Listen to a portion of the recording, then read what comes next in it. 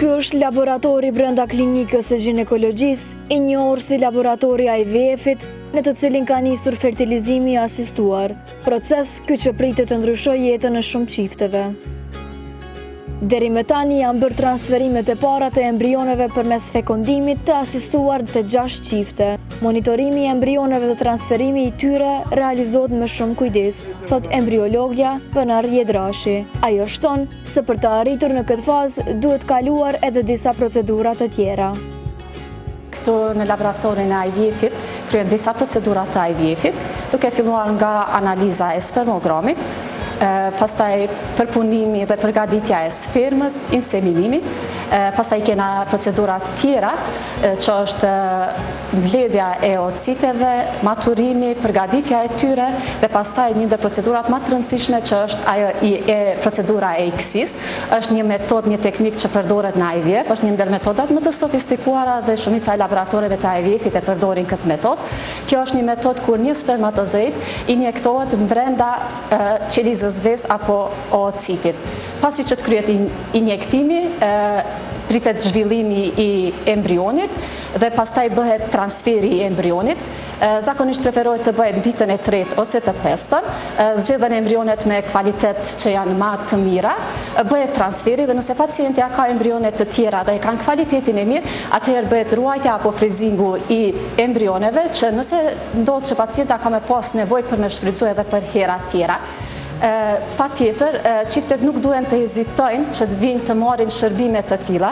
Këtu në klinikën tonë, gjitha procedurat e IVF-it kryen dhe realizohen me standarde dhe protokole bashkëkohore, të disht pacientët të cilët kanë marrë shërbime shumë cilësore, shëndetësore, dhe mos të hezitojnë, mos ta humbin kohën, është mirë të vinë të provojnë dhe pse jo të mos kenë edhe shtatzani, edhe ne si staf ju urojmë sukses pacientave çifteve të cilët kanë filluar dhe do të fillojnë me procedurat më të tjeshme.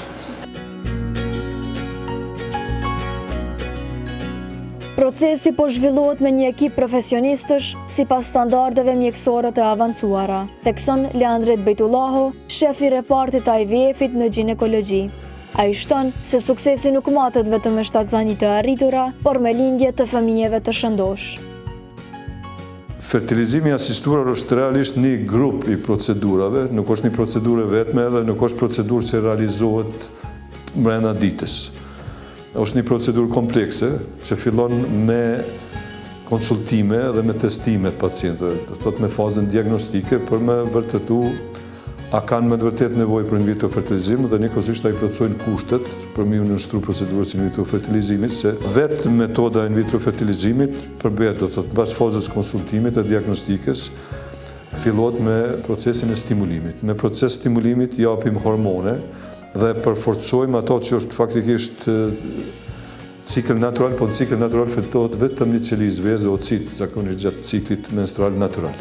Na me terapi hormonale tentojmë që përfitojmë numër maksimal të ociteve të një pacientë që për me realizuar, që mund të realizohet mandej transferi i embrioneve në 2-3 cikle pa pas nevojë për stimulim. Nëse transferimi i parë nuk është i suksesshëm, merren embrionet e ruajtura paraprakisht në njërin nga laboratorët e klinikës. 2 procedurat e para janë falas, ndërsa tentimi i tretë kushton 670 euro. Na konkretisht në këtë fazë i kemi realizuar disa transfere, kemi edhe embrionet të ngrimë, edhe këtyre pacientëve që kemi realizuar transferet, edhe të këto pacientët tjera që kanë pas probleme dhe nuk kemi mujtë me realizuar, do të thotë kemi rezerva që me realizu këto adherën tjetër. Mosha është faktori dërma të rëndësishmit. Fatkeqësisht më shumë është problem të femrat se sa të moshkujt. Kemi një ramje rapide, mas moshës 40 vjeçare, ramje rapide të faktikisht qelizave të shëndosha, ocitëve të shëndosha. Në moshën 44 vjeçare janë çmohet sipas punimeve, jo që kemi bona, po punime ndërkombëtare dhe standardeve që ekzistojnë, çmohet që dikon 90% të ocitëve janë me aneuploidi, faktisht ju përkthej kështu me gjuhë ma thjesht, se kjo është gjuhë pak profesionale teknike, janë me çrregullime gjenetike. Komplikime deri tani në këto procedura nuk kanë pasur, por gjithmonë janë të mundshme për shkak të stimulimeve, shtoi shefi i repartit. Suksesi in vitro fertilizimit nuk matet me shtatzani të arritura, po me fëmijë të lindur të shëndosh. Do të thotë që shtatzania më shku deri në termin ose afër terminit, se shumica zakonisht kryen para se më ardhët deri te termini i lindjes, për shkak është pak natyra tjetër edhe shtatzanisë dhe mirëmbajtja këto tjerët, po ajo që është me rëndësi me cek që suksesi çmot me lindje të fëmijëve të gjallë. Për i rasteve që kemi pas na dhe përveç të në rasteve të para, që thash në 6 rasteve të para që veç janë raportu që kemi pas, tash po kemi raste të tjera që kemi fillu me stimulim, do të thotë kjo është proces i vazhdueshëm, na nuk jemi nalt, po tash jemi të vazhdu. Nuk kemi pas asnjë komplikim, sa na përket. Po komplikimet janë të mundshme, stimulimi si stimulim, për shkak se janë hormone që jepin një sasi më të madhe se sa që është natyrale. Sipas repartit të IVF-it, barnat e domosdoshme për këtë implantim gjenden në klinik, duke mundësuar vazhdimin e procedurave pa ndërprerje. Tashti për momentin jemi në fazën ku pacientët po lajmërohen vetë për shkak se po dojnë mi siguru ato barnat që na kanë munguar. Edhe njerë po e ceki, është mirë me pas qëtë informat. Na nuk e kemi obligu kur kanë më shku me ble barna, vetë janë lajmëruar pacientat, ato më të shtretat i kemi siguru. Një pjesë tjetër barnave pritet që marrë deri në fund të mujt, fillimit mujt tjetër, besoj. Po saj për këtë reportit tonë ju garantoj që procedura është sipas protokolleve, standardeve që aplikohen krejt botën, edhe suksesi nuk po mungon. Tash ajo pjesa tjetër shtatzanisë do të vjen me kohë.